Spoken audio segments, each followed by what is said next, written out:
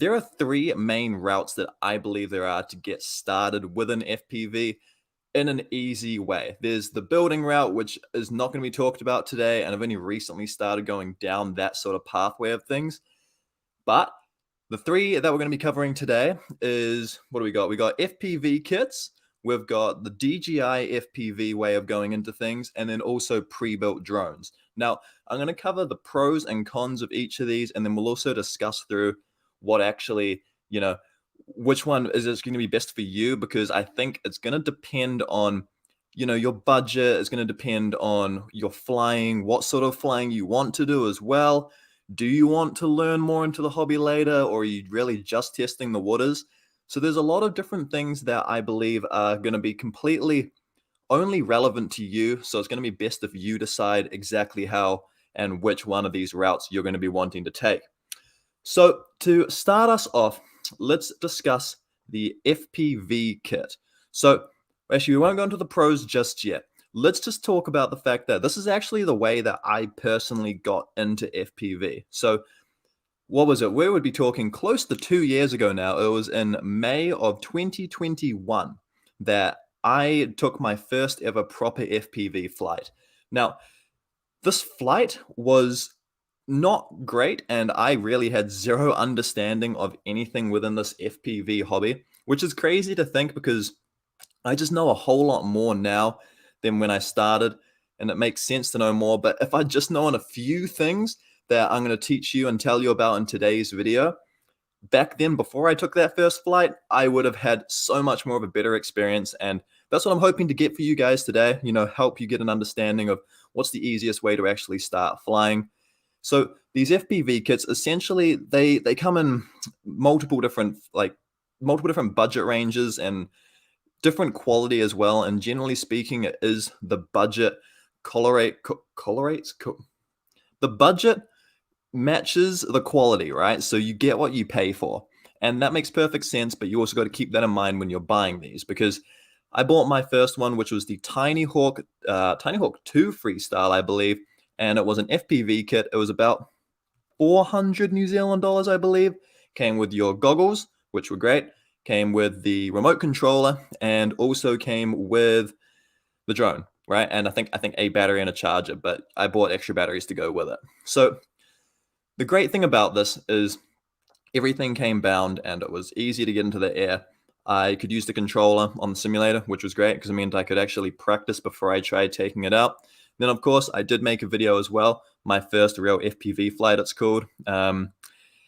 That video is, it's not great because, like I said, I had no idea what I was doing getting into this. So using an FPV kit, for my experience, did get me into the hobby, but I had a lot of issues as well. And all of these issues, unfortunately, did damper down my entire experience to start off with. And this dampering of the hobby, for reasons that I'll discuss very shortly, nearly made me kind of leave FPV behind entirely, which is scary to think and scary to say, because I'm here right now and I'm deep into FPV. I love it. It's the best thing that's ever happened to me. I've got so many new friends. I've got reasons to actually, I don't know, just reasons to go out in the day and film, and new ways to film. And I love filming. So all of these things have stemmed from something that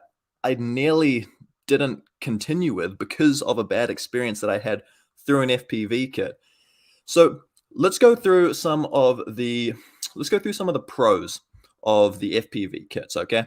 So to start us off, they're usually very cheap, which is great because you can get started on a low budget. We can start off with, your controller, your goggles with the battery as well, and then the drone and a battery with a charger sometimes for the drone's battery. And that all generally comes in around 400 New Zealand dollars, which in the grand scheme of things is fantastic because, we have drones that we're going to talk about shortly that are like $600 just for the drone. So getting into things, it really makes perfect sense to just try and get straight into, this whole hobby by buying an all-in-one, easy-to-use kit. But okay, we'll get to the cons soon. We'll get to the cons soon. We'll keep going with these pros. Keep going with the pros. So Usually, the drones that come along with them are small, they don't break, and they make your life real simple for crashing. So they're lightweight, you can crash them into the dirt, you can hit trees, you can, do whatever you want to do with them. They're not going to break on you. That's super duper nice. Everything usually already comes bound together too. So your controller, goggles, and the drone, you literally just power them on and they're all going to work, and you don't even have to think about that side of things, which is unbelievably nice because yeah, as you get later on down the track, you got to learn how to bind things, and it's a whole new thing to learn that you don't want to think about whilst you're getting straight into the hobby as a start, the easiest way to get in. And the next thing up is the batteries for these drones, and also the controller and the goggles are usually super duper cheap. Cheap, plentiful, and generally speaking, they're easy to charge, and they'll come with their own little smart charger as well, which is very, very helpful.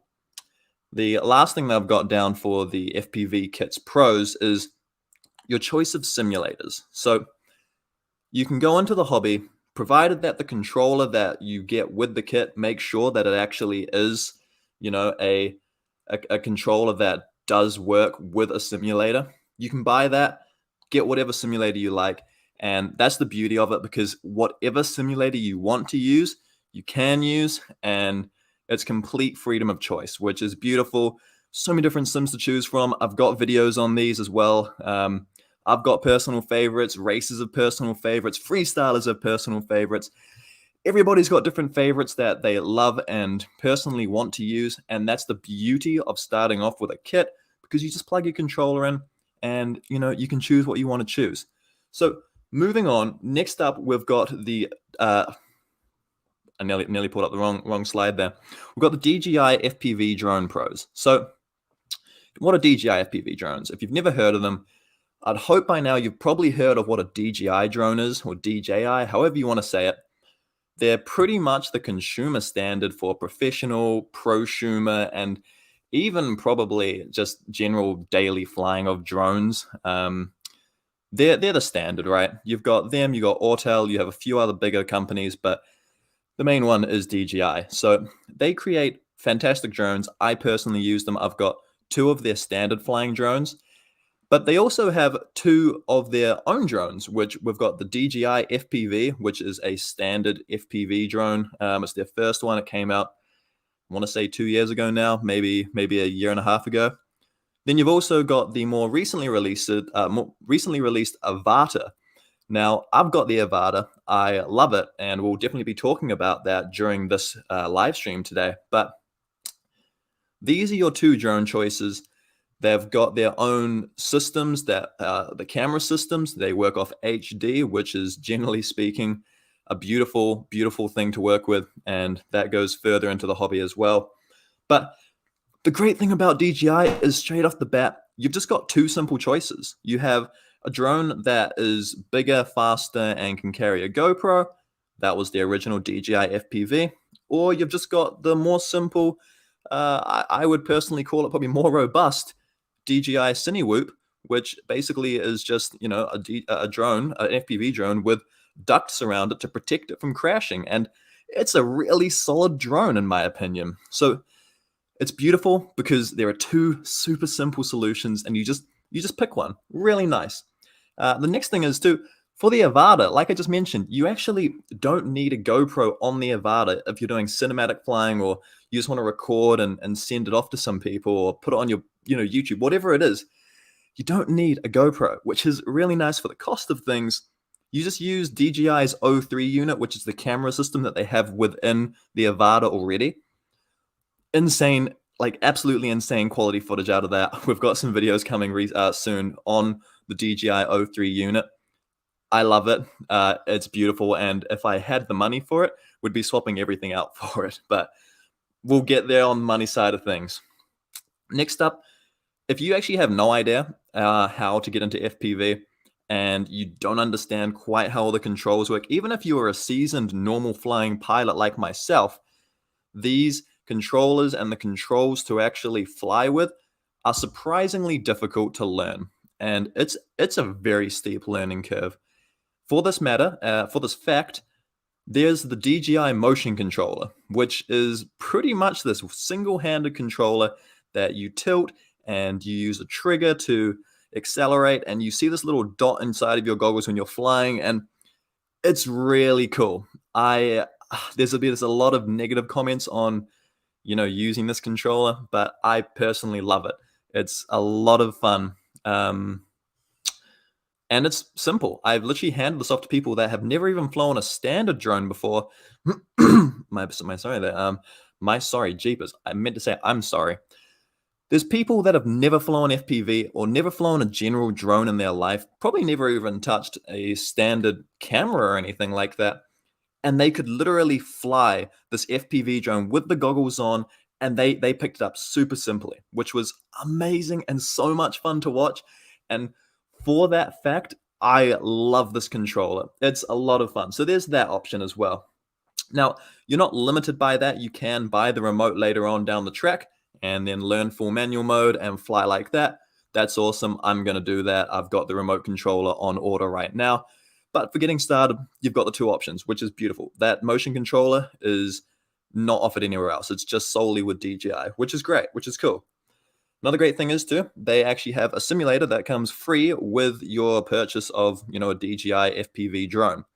It's great. You can actually hook it up to your goggles and do the simulator within your goggles, which I don't think is offered pretty much anywhere else. I could be wrong there, but the simplicity of plugging your phone in and hooking up the simulator and being able to see it inside of your goggles, massive, massive positive there. It's fantastic.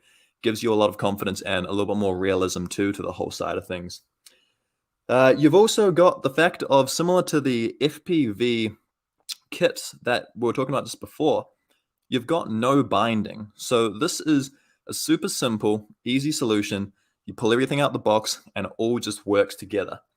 It's really nice for getting into the hobby. Again, you don't have to think about this.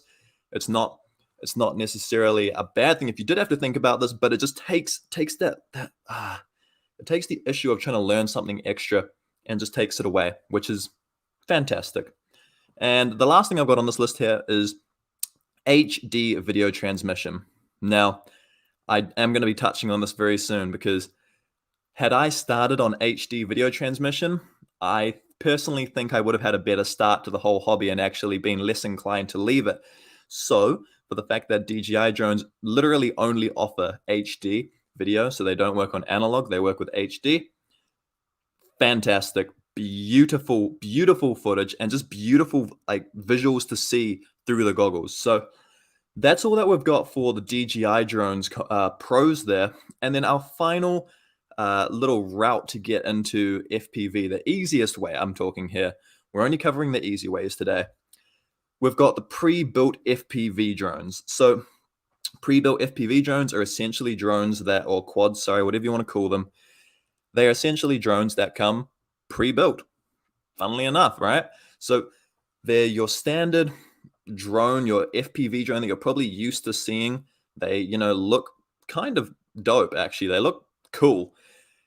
And that's what you get with just buying something pre-built. You don't have to make it, but it has all of the standard and generally more well-known FPV looks, components, parts, props, all the stuff that is more interchangeable. So you buy one of these drones pre-built. It's basically built either by a factory or by a custom builder, and they send that to you. It's basically ready to bind to a controller and goggles, and you're good to go. So a couple of the pros of this is you have an absolute abundance of choice. So you've got brands, you've got probably hundreds, maybe even thousands, that might be pushing it, but you've got hundreds of brands that you can choose what quad you want, what different type of quad you want, what different frame sort of thing, what sort of flying you're going to be doing. You've got so many different brands that you can choose from, and that is fantastic to start off with, because you just get to sit down, do your research, and be like, you know what, I want a 5-inch freestyle drone. I'm going to buy that one. That looks like fun to start. And I completely understand. If you were like me and you had absolutely no idea about the whole, what's the difference between a 5-inch and a 3-inch? I don't really get this. What's the difference between these drones? What does this do for me? What does this do for me? Why would I want ducks? Why would I not want ducks? These were all questions that I had getting started. And thankfully, each of these routes, generally speaking, don't require you to know this knowledge. I've got some recommendations on pre-built drones as well of what I would personally buy now. And it's nice to have the choice, but it can also be confusing. We'll get there. Next up, we've got the fact of getting to use a GoPro or an action camera of your choice to film with. So with DJI, you're stuck with their system, or you can put a GoPro on them, but they're not really built for it. Pre-built drones, if you buy a freestyle or a cinematic or even a cine lifter, these types of FPV drones are built to carry a GoPro, to carry, a massive red cinema camera. They're built for specific reasons, and that is a massive pro, because if you know that you're going to be using, GoPro Hero 11, or you know that you prefer the quality or the visual difference out of an Osmo Action, right? You get that choice and you get to put that on there. So it's freedom of choice. It's great in that sense of things. Next up, we've got the fact of you've actually got all these choices, right? And I get it. Choices is being talked about a lot here. But not only does the freedom of choice relate to the sense of what drone you're going to buy or what drone you can buy, it actually comes down to your budget too, right? Because at the end of the day, we don't all have massive budgets. I like to think I do, and I go and spend my bloody life savings on drones now, but getting started, I wanted to spend as little as possible. And that's the fantastic thing about pre-builds. They're cheap. Or they can be cheap, sorry. They're not always cheap, but they can be cheap. And for that fact of things, it makes it getting into the hobby a much lower barrier to start yourself off. So it's similar to your FPV kits in that side of things. Right, next up, you've got the controller and goggles being interchangeable between different drones. This comes down to your brands and what system you choose, whether it's analog or digital. Again, this is something you probably want to do a little bit of research on, whether or not you're going to go with analog or digital. Analog's cheaper, so if you're getting started, you'll probably be starting off on analog, but if you have a little bit of a higher budget, digital is, in my opinion, better and preferable. I like it more. So the great thing about pre-builds is, generally speaking, you just buy one set of controller, like one controller, one pair of goggles, and you can hot swap your drones out as you go around, as you slowly start to get better, and you progress during the hobby, or you just want a different type of drone, or you want a new fun drone, one with LEDs, who knows, right? You can just swap out the drone, and it will, generally speaking, provided you've done your research, will work with your goggles and your controller, no worries. That's fantastic. Makes your life simple. Then we've got the huge community who can generally help out. So DJI doesn't really have this. We'll get there again. FPV kits are kind of hit or miss, because you don't have many people within the FPV community who are still on FPV kits. But pre-builds and obviously building your own drones, not something we're talking about today, but those two side of things, you have a massive community out there, including myself, who are willing and ready and wanting to help you out, which is so cool. And I've just been discovering this community recently, and it's changed a whole lot of things for me recently. I've gone to a racing event, which has opened my eyes to how many different people are around that actually are willing and keen to help out. You've got just people in your local area as well, which I think we've found 4, maybe even 5 or 4 new friends. They're literally friends to me. You got 4 new friends who are all excited about FPV, who are willing to help me understand things. And I have learned so much in the past, probably even 3 weeks of knowing them, if that, maybe 4 weeks here now. But these guys are amazing, and there's always a community to help you out, and pre-built drones are a great way to also seat yourself into that community and begin to seep and have that knowledge seep in, and you can, sponge it up and understand things if that's the way you want to get into FPV. Now, let's go into a couple of different cons here. So I want to first talk about, I'm trying to find my little slide here. Here we go. FPV kit cons. There are a lot here, and I have extreme personal experience with this. This is exactly how I started. So because I started this way, we've got my exact issues that I had. And now everything is cheaper, right? Which is great. Unfortunately, as I was mentioning before, the quality does matter with the cost. So I bought a $400 kit, and I had a controller break, and it never actually properly worked. Then I bought another cheap controller, and that stopped working, and I had issues, and I had to make a video on this as well. But the whole experience of controllers really hurt my experience of as a whole for FPV. It made me not want to continue. I was like, if this is how this hobby is, I have to buy expensive things to, make things work, and it's going to be, just a money pit. But the truth here is, buying cheap, generally speaking, does get you into a money pit. But if you just bought one slightly more expensive, doesn't have to be the most expensive thing, but slightly more expensive thing, then you're going to be okay and you won't have any issues. But for me, the cheap side of things absolutely screws you over. And I didn't like that experience. It hurt. It hurt. Just the whole experience, it hurt. So it will break on you. And the only thing that was actually good in the kit was the drone, which I could have bought for, I think, $200. So could have saved myself $250 on crappy equipment and bought myself, good pair of goggles, a good control, and would have been sweet.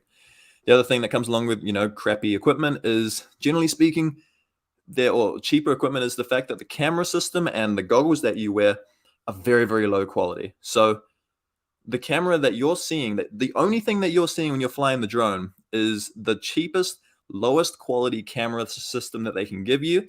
And what you're seeing that all through in the goggles, those goggles are generally the worst screen, not great reception. So everything is very dumbed down, and it gives your initial perception of the hobby, I would call it a bad reputation, right? It doesn't make me confident to fly. It didn't make me confident to continue going in the hobby. So it was very lacking of confidence, and yeah, it was difficult. It was difficult. So that's a massive con. Next up, you've also got the fact that your parts and the stuff that they sell you in these kits, generally speaking, kind of outdated. Like, sure, you have some newer releases, which is great. You've got the Emax Tiny Hawk 3 kit now, which is newer. It's got newer goggles. It's got a newer controller. It's got newer drone, which does come with newer components and stuff in there. And all of that technology gets outdated really quickly. But the issue is they don't care to update it because it's just a simple kit. It's just to get you started. It's to get you into the hobby. That's a massive con to me. You could put your money elsewhere. Again, maybe slightly more money, and that slight amount of money will get you places that, you couldn't have gotten through the kit. So that's a pretty big con. But let's move on to the DJI drone cons. Now, DJI drone cons. Well, let's just start off with the fact that compare DJI to Apple.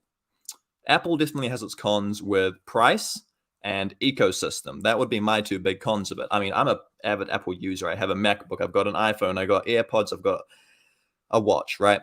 All of these things. I'm a massive fan of it, but it's also a con because I'm stuck within that ecosystem. And DJI is exactly the same.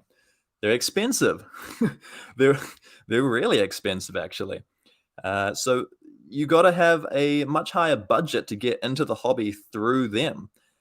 And when you're into the hobby through them, you're in their ecosystem. Their controller doesn't work with other systems, Their goggles, they don't work with other systems unless you use another module and attach it to the goggles. So all of these things are additional expenses, of course, by the way, here too. So to me, these are massive, massive limitations if you're planning on getting yourself into racing, if you're planning on getting yourself into cine lifters or anything that doesn't use maybe DJI's proprietary systems. You can't use the same remote, the same goggles with other systems. So you're limited significantly to just using their drones. Now, of course, this can be a positive if you're just keen on being within their ecosystem, and that's great if you are. I don't mind being there in the ecosystem. I also have other equipment that allows me to be out of their ecosystem. But for a start, keep this in mind. It's a big con to me, and I think it's a big con to a lot of people too. Now, Another con that comes along with DJI is they make it very difficult to repair the original DJI FPV drone. Generally speaking, they basically said you need to buy their DJI Care, whatever it's called, and you need to be able to send your drone to them. This is ridiculous because with FPV, you crash a lot, right? You crash significantly, consistently, all the damn time. And because of this, your drone breaks, you break things, you destroy things. And so having to send it through to somebody else is a big pain. And they don't make it easy to do it yourself. The components aren't accessible. And generally speaking, there are very limited things that you can replace yourself. They have made this slightly better on the Avata. There are different things you can replace yourself on there. Big props to them for actually continuing to develop this and making it easier and more accessible. But as a general, you can't replace every single component in the drone like you can with pre-built drones or like you can with the kit drones, right? So that's big. The next big thing is, generally speaking, you're not going to be able to use these at race events. And if you end up flying with other people that aren't flying DJI systems, it can be difficult for analog pilots to run with your DJI transmission, pretty much abusing their transmission. It's a little bit harsh, but it pretty much overrides things. It's digital. It's kind of how it works. And it's a little annoying, but it's workable. It's workaroundable. I work around with it. My friends work around with it. It's great. I fly analog sometimes. So it's possible. It's just a slight annoyance, right? Keep it in mind if you're ever trying to do racing. It's probably not the best option to start off with. And the last thing I've got down here is DJI support. I've never had good experiences with it. I think it's subpar. And so if you have to deal with them, it's a bit of a pain in the ass. Right. Next up, we have got the pre-built FPV drone cons. So to start them off here, we've got a much steeper learning curve. And this can be a bit of an issue getting straight into FPV the easy way, right? Because you want to get started and you want it to be simplistic. You want it to be a nice, simple way to jump on in, get flying, do your thing, have fun. When you go pre-build, you're going to have to buy yourself a controller, goggles, the drone, and you're going to have to figure out how the hell I link these three things together. You got to press buttons, you got to start, friggin' doing, you got to do some stuff to learn how to bind. And at first, it's a pain in the ass. That's okay though. There's a lot of tutorials out there to teach you this. It's a definite steeper learning curve than buying DJI and having it all handed to you on a plate, buying a kit, having it handed to you on a plate, right? You have to learn and understand that that's not how all FPV is. It's not how all of the hobby has quite developed, and it probably won't ever develop to the point where that's standard, because binding different systems has to work with different drones, different other places. So once you get your head around, it's okay, but it's a steep learning curve. Don't get me wrong. There's definitely a steep learning curve, and it's not always smooth sailing. So sometimes the bind won't work and you won't know why, and no one else will know why, and you're going to have to go and find somebody else to help you out with that. It can be a mission, right? It's kind of part of it for the learning curve, and I kind of enjoy the learning side of it, but it's definitely a con to put in here. Now, before we're talking about the massive choice that you can have too when buying pre-built drones, and as great as it is to have all these choices, it can be a little overwhelming. Just starting off, you're like, holy crap, I've got like 500 different drones to choose from. People are recommending these, but they're also recommending these for the exact same thing. Like, what's the differences? Do I need to choose what's the benefits of going this way? What's the benefits of going that way? It's really easy to get yourself stuck and get yourself dug into this rabbit hole that you're just consistently in, and you just don't know really where to actually buy and what to buy first of all to get started. So understanding that there are a lot of choices is great. Also understanding there's a lot of choices can be bad. It's a con, right? Now, the next big fun thing is batteries. Now, with the FPV kits, this wasn't an issue because generally they're tiny little 1S batteries, maybe 2S batteries. And these batteries generally come with a smart charger that are simple, and you plug them in and you plug a little USB in and you're good to go. DJI drones, fantastically simple. Generally speaking, it's a USB-C to their proprietary charger. You plug it in and it starts charging. LiPo batteries on pre-built drones that are 4S or 6S, Wow, massive, massive learning curve here as well. Okay. So you're going to need to understand that these batteries are not to be messed around with. They can and do and will catch fire if mistreated. They potentially, there are lipo house fires. It's a serious thing, right?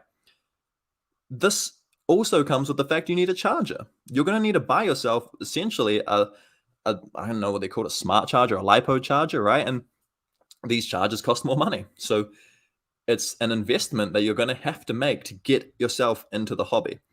And it is needed if you're going to ever continue on. But I know you don't think like this when you're getting into the hobby. It's not the way to start. You're not like, if I just invest in all this really expensive stuff at first, I'll be sweet. I'll never have any issues and that'll be great. No, you're just thinking, how the hell do I give this a shot for the cheapest way possible? And I actually want to fly. I don't just want to jump on a simulator. I never wanted to just jump on a simulator, right?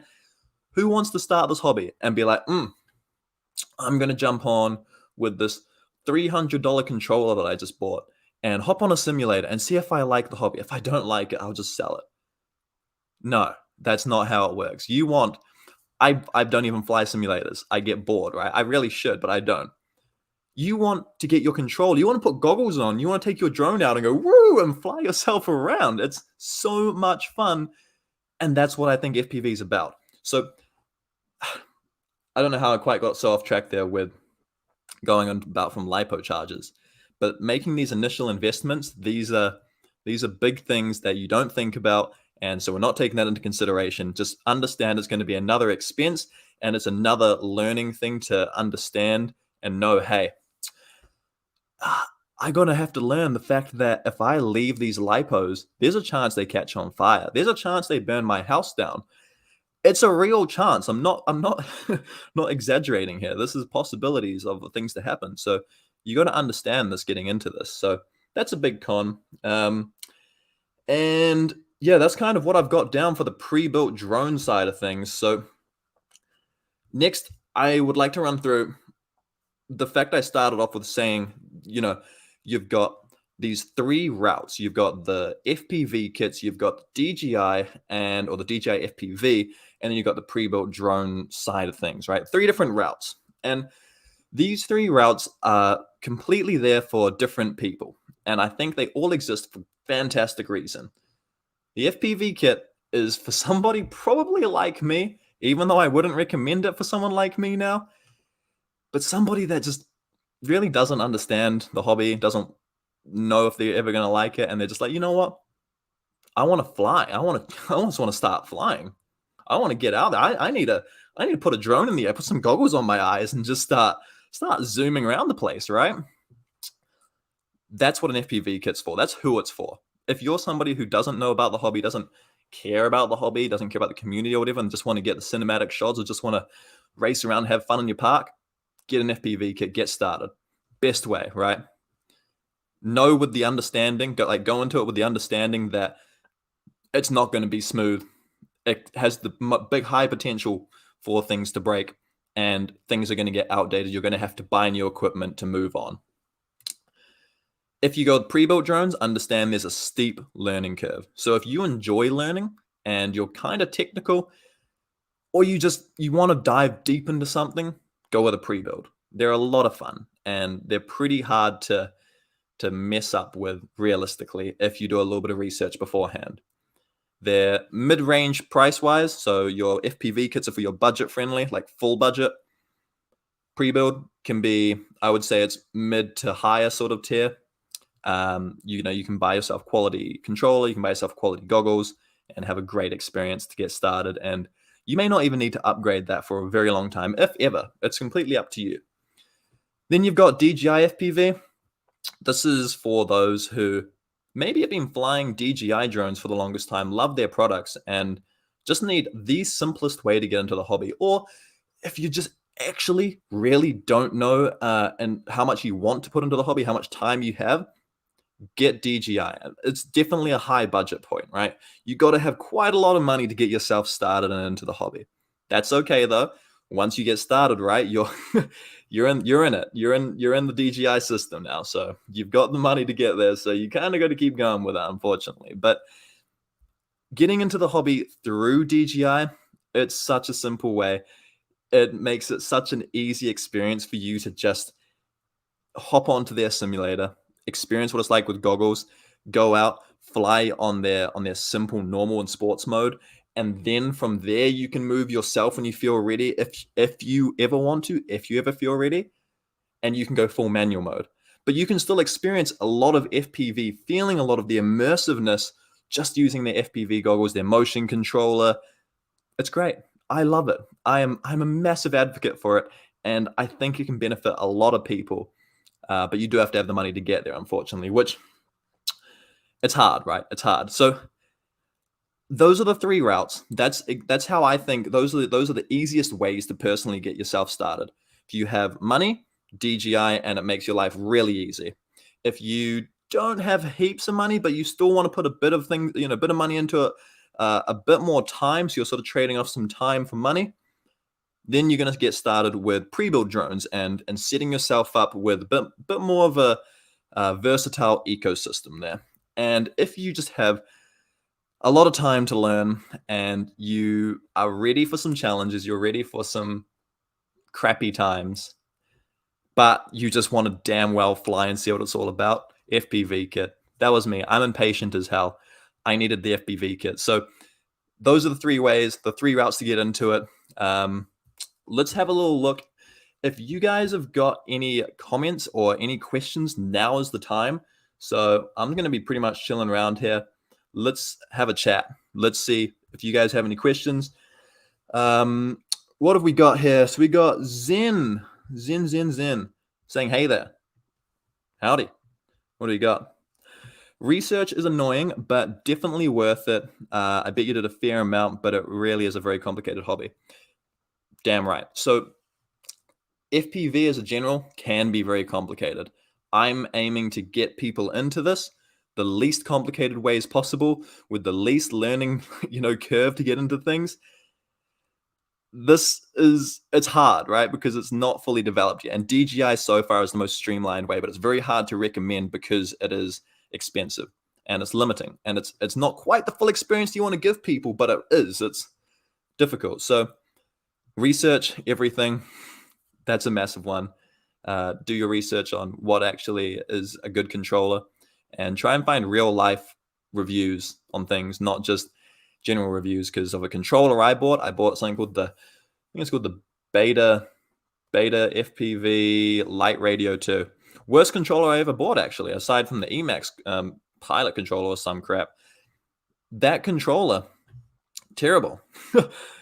And it had great reviews. It was like, oh, this is a fantastic controller. I had 2 issues with it that were the exact same issue with the gimbals, which stopped me from flying. It put me fully out of action. This is part of the whole first experience, right? This was going with the FPV kits. I bought this controller because it was 90 New Zealand dollars, and I was told, hey, this is a great controller to use. It's cheap, and it won't break on you. And I had massive issues with it. So, yeah, not a massive fan of just going with reviews. Try and find real life reviews or people that actually have the controllers in a community. What else we got here? We've got Brian. Hello from Ireland. Ireland, that's gangster. Holy crap. Sup, dude? How's it going? Hope you're doing well. What have we got? Brian has also asked, you're thinking about buying the Avata. Great. I've got the Avata right here. Would I recommend it?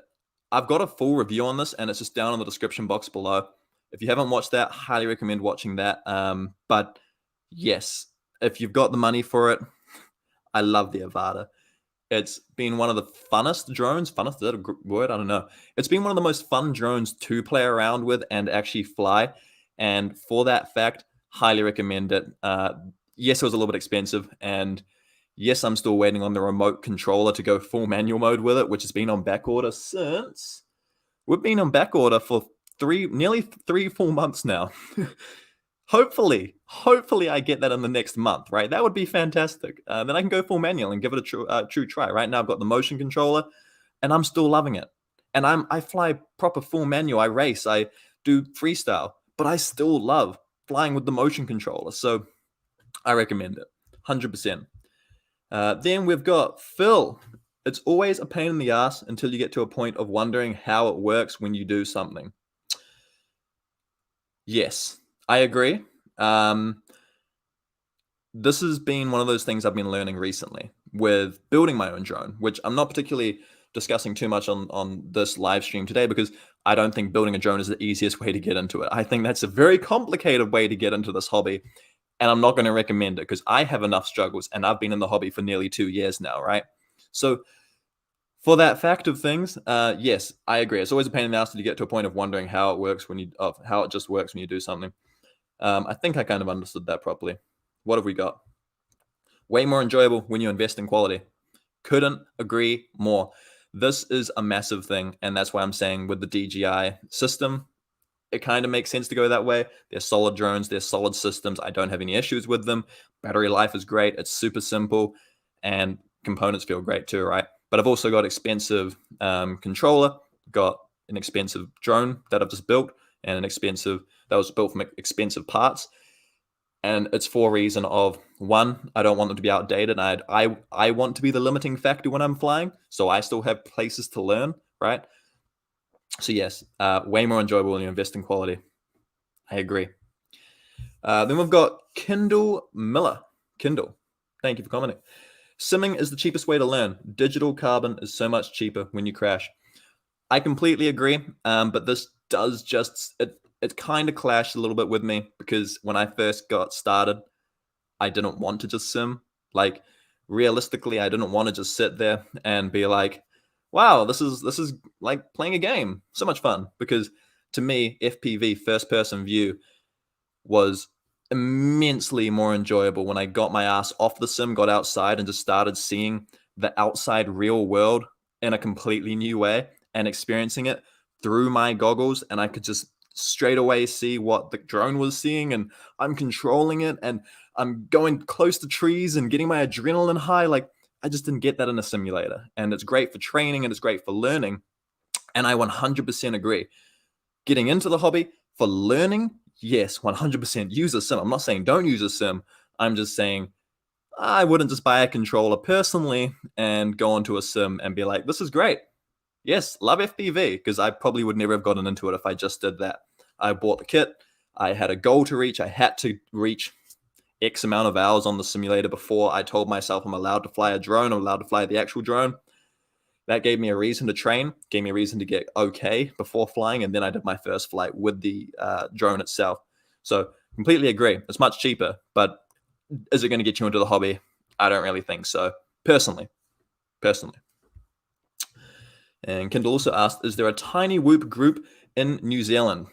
I actually have no idea. I haven't. I think I'm pretty well involved in the community now. Or I'm beginning to get involved in the community.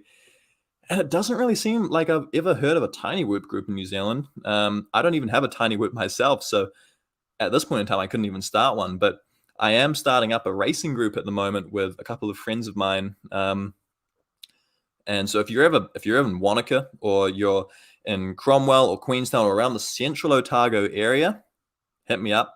We're getting that underway, and that's a little sneak peek for you guys because I haven't actually released any content on that just yet.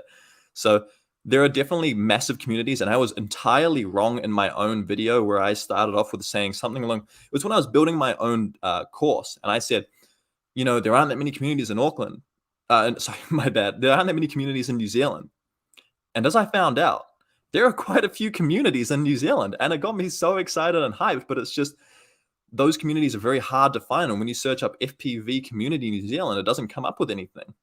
It doesn't show what you actually want to. Doesn't actually show who is out there, what communities there are. And so that's a massive thing for me. I'm making it my aim at the moment to get communities out there. We're going to get, more open to New Zealand, more open to the world as well, and just continue building the fact that there are communities around. So that's a big thing for me. I really want to make sure we can get communities going and growing. And if you want to start a tiny whoop community, I entirely recommend that you just give it a shot. Why not, right? You may find there's a couple of your neighbors that are a couple of Ks away, not really neighbors, but there's a couple of people around, and they're like, hey, I want to start an FPV community too. Or the simple way to put it, I just want to be friends, and I want to catch up, and I want to fly. I want to race. I want to have fun. I want to boost around and just crash into some shit. That's what it's all about. That's the community. So What do we got? We've got Cliff saying that there are a few racing groups, and the best option is to join some Discord servers around and get in touch with other flyers. Discord, that's a great way, actually. I haven't even been on Discord for FPV at all, so that's potentially a great way too. I can't speak on it, but did also mention that Facebook is also an option too. 100% agree. That's apparently how most people get in touch. I'm kind of an advocate for YouTube and Instagram. Facebook is, I'm having to use it, but if we can move people, or not even move, if we can start communities within Facebook, Instagram, and YouTube and link them all together, that's insane, and that's a lot of fun. So yeah, if you guys got any more questions, let me know. I've reached all of your questions on the stream, but hey, I have to say thank you so much for coming along and watching for this so far in this entire stream. It's been a lot of fun, actually, and I think it's gone fairly smoothly. Yeah, I haven't actually had any broadcast issues so far, which has been it's something new. If you've ever watched I think I've done 3 other live streams, and each of them have either been crappy quality, way too long, no talking and content in them, or simply just broadcast issues left, right, and center. So yeah. By the way, if you're wondering what this eye patch is all about, I was doing Muay Thai training, which is essentially Thai kickboxing, and this was a week ago now, and I got punched in the eye, and it dislocated my lens. I've previously had surgery on it, so right now I can't actually see out of this eye, which isn't very helpful for FPV, believe it or not, right? I can't fly drones right now, and it's really annoying, but that's why I'm here with you guys, because I'm also off work, so I can't drive. I can't do anything like that. And it's really frustrating, but you know, we're still here. We're still getting this content going, right? And that's what I'm loving. I'm loving this whole side of things. So this is kind of annoying, but that happened because I've dislocated the lens within my eye. I'm currently awaiting surgery, which is meant to take, I think they've said, the public health system of New Zealand have said 2 to 3 weeks minimum. I haven't heard a peep from them since my last appointment. Probably still means it's another 2 to 3 weeks away. So and then recovery after this. I'm looking probably about a month and a half at least until this eye allows me to get back into FPV flying. Very frustrating, but we're still here for it. I'm still going to be hanging out with some FPV mates, so I'm still going to be within the space and keeping having fun, because I can't miss out on this hobby for too long. Right, Kendo has said, are you planning on competing in multi-GP events in America like IO or Champs? No idea what IO is. International Opens, I'm presuming? Maybe, if that is the case. Yeah, hell yeah. I actually have, I don't know about America. That's a little expensive to get over there from New Zealand, but for Australia, I'm planning on, I mean, even for New Zealand next year, the New Zealand Opens, I'm planning on being there with my racing drone that I've just built. And that is going to be, that's going to be like my pinnacle. That's not my pinnacle, but my start into this whole racing, truly racing side of things, right? I'm going to actually get out there. I'm going to actually start to race and hopefully place well. Obviously, I'm going to have to practice for that. And right now I can't practice. So I'm going to be a month and a half behind, but that ain't stopping me. We're still going to get there next year and do that. And then along with that, I also want to go to Australia and go to the Australian Opens. That looks like a lot of fun. And I've got some friends now that are in Australia that I met at New Zealand Opens this year. Then, hey, maybe who knows, if I get to the point where I am that good of a racer that I am worth going overseas, or even if I just want to go overseas to go and have some fun and meet new people, hell yeah, I most likely will be going to America at some point to compete or even spectate and take place and have fun and cover with content these events. Yes, competing, not just yet. Kendall also said, International Open would be most fun week of your life. I'm certain it would be. It would also be the most broke that I could possibly be too, I'm sure. It's, I think I've looked into it, and to get over to America, it's something like $2,000 for the flights. They're back. No, 2.5 for the flights there back, I believe. One person, no accommodation, no food, no travel while I'm over there, no car. So I'd be looking at like 5K probably for an entire trip for probably, I mean, I wouldn't just make it a week either, right? I'd actually want to travel and do some stuff while I'm over there.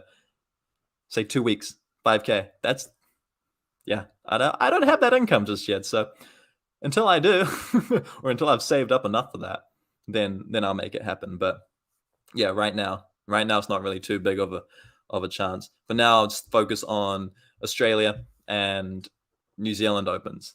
So yeah, one moment, please. I'm gonna just have a quick little sip of water. We've been going on this for 51 minutes so far. Holy moly. My voice is feeling it, I tell you. Yeah, so that's kind of what's happening in my life at the moment too.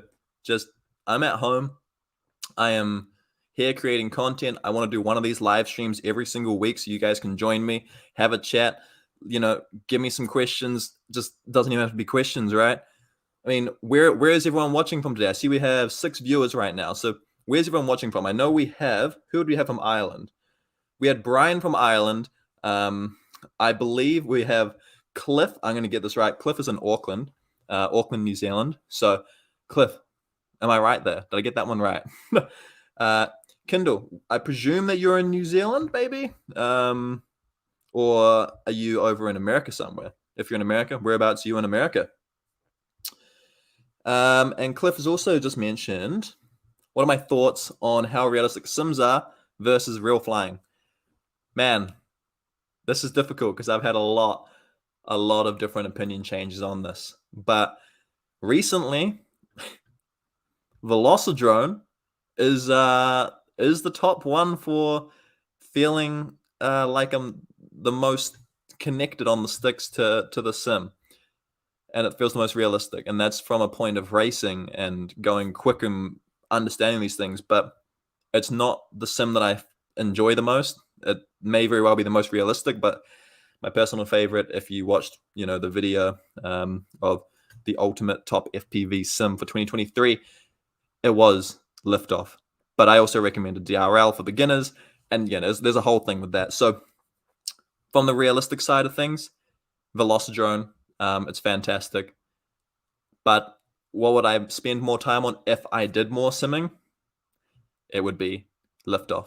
I've also heard some great things from my freestyle mate on the Trip FPV simulator, and he loves flying that just to get those massive mountains coming down, and that's a completely different feel that you can't even get on Velocidrone. So I guess from a point of realism, it really depends on if what sort of flying you're doing. If you're racing, sure, Velocidrone makes perfect sense, but if you're not and you're just wanting to cruise and freestyle and get cinematic shots, maybe Trip FPV is a better simulator for you because you can go and glide down mountains. You can go and do massive, long, swooping shots with realistic territory and do cliffs and, all that sort of stuff. And for that side of things, I think every FPV sim has its own point of realism to it, right?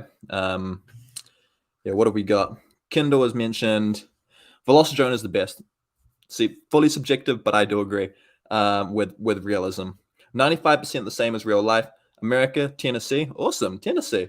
The first thing that comes to my head when I hear the word Tennessee is Tennessee whiskey, the song. And this is actually Phil from earlier, but my phone died. I'm borrowing my wife's phone. Oh, very good. That's fantastic. So, love it. Well, thanks for tuning in the whole time. Gotta love it. So I've been calling you Kindle this whole time, but it's Phil. So sorry, Phil. I'll get that one right. Yeah, Velocidrome, I agree, is the best. Honestly, I should probably do some more work and actually join in on a simulator for a little bit more and get myself more involved. And hey, I'm in New Zealand and we're going into winter soon, so I most likely will be getting onto the simulator more. But even currently, right now, I am actually finding it difficult to stare at a screen for long periods of time. An hour is kind of my max staring at things until my eyes become really tired. And it's amazing what one eye can do. If I'm not trying to bring out sympathy or anything here, I just literally am saying I can't be on the computer for that long. So I will probably get into some more FPV simming whilst I'm on this extended period off of work and, I'll create some content around it. But yeah, also going into winter, we're going to have a whole lot more time to be, inside because it's going to be pissing down with rain. So fun times. We've got Jasmine, who is from Whitianga, and your partner too. Thank you for joining from Whitianga. That's epic. Gotta love that. We've got a little bit of an FPV community in New Zealand all connecting up. That's so cool. That's actually really cool to see. And then Cliff has also mentioned, Trip, the mountain dives are awesome. They really are. So, yeah. Well, unless you guys have got any more questions for me, I'm going to sign off for today. I'll give you guys another minute or so to just chuck your comments down in the description or down below the description or beside the description. It's a live stream. But otherwise, yeah, I'm going to go. I've got an appointment in an hour and a half, I believe. Yeah, an hour and a half. I have an appointment with an eye specialist to hopefully get my eye sorted. And I'll keep you guys updated. But yeah, it'll be bloody nice to get a bit of surgery booked in and get this thing off. Yeah, it doesn't look weird or anything under there. It's just so I can't see and my brain isn't trying to figure out, hey, why is there this mushy blur on this side and you can see crystal clear here and it like merges together in the middle? It's wacky, man. It's real wacky. But yeah, it doesn't make any difference. I was thinking just before you guys all disappear on me, what do you reckon about a name? And who mentioned it? Waking Dream FPV, I believe, on Instagram mentioned he was like mentioned that, hey, you should, your FPV name could be Pirate FPV. I like it, but it's a little too cliche, right? For me personally, I was thinking, what about Patch or Patchy? Patchy, right? That could just be a crack up little racing name or just a crack up freestyle name. Yo, Patchy, right? I don't know. If there's anyone else that's called Patchy, I'm not trying to steal the name, but I just thought, I was like, yo, that'd be kind of funny. So, what do we got? Phil said, Tiny Whoop season. Yeah, that's a great point, actually. Tiny Whoop season. Oh, I like it. I like it. For winter, right? That makes perfect sense. You can... That sounds like an idea and a half. Very well, maybe having to buy myself or probably build a tiny whoop and build a couple of other tiny whoops too, so I can go and race with some mates and we can go inside big areas and go and, oh, that'd be so much fun. Make up some gates. Wow, that sounds like some great content and I want to make that happen. Great idea, great idea. What do we got? Patch antenna. I like that. I like that. Yeah, we think you should run with the pirate patch. It looks awesome. I mean, I like it, right? It's not terrible, but it's slightly annoying only seeing out of this one eye right now. I'd love to be able to see out of two. For the fact of flying FPV too, a little bit annoying with a patch, right? But I'm sure I can figure something out. It'd be kind of fun. Cliff said, cheers for the efforts. No worries, man. Here all the time. Always keen on just existing and being of help, especially while I can be. So hit me up on Instagram if you have any other questions too. I'm pretty constantly on that platform. Yeah, Patchy FPV, Patch antenna. Imogen said pirate patch. Yeah, that's the vibe we're going with here. I reckon we should definitely get some twink and like, I don't know, draw maybe like a drone on here instead of skull and crossbones. How cool would that be? Like have a drone over the front. God damn, that could be funny. And yeah, Phil said way cheaper and always pre-build. Oh, always pre-build? Right on. Maybe I can make my own. The first DIY tiny whoop. Yeah. Anyways, I'm going to call it quits for now, guys. Thank you so much for watching. This has been fantastic. And yeah, I hope that you got something out of it if you're just getting started. And otherwise, we'll catch you in the next video or the next live stream. Feel free to join along. I'll always post it up in the... Oh, jeepers. We've got bloody car horns going everywhere. I'll always post up a post on Instagram and also on the community feed before I go live, so you guys can always come and join. And generally speaking, I'm going to aim for about an hour, which we've just hit now. So thank you for watching, guys. And we'll catch you in the next one. Peace.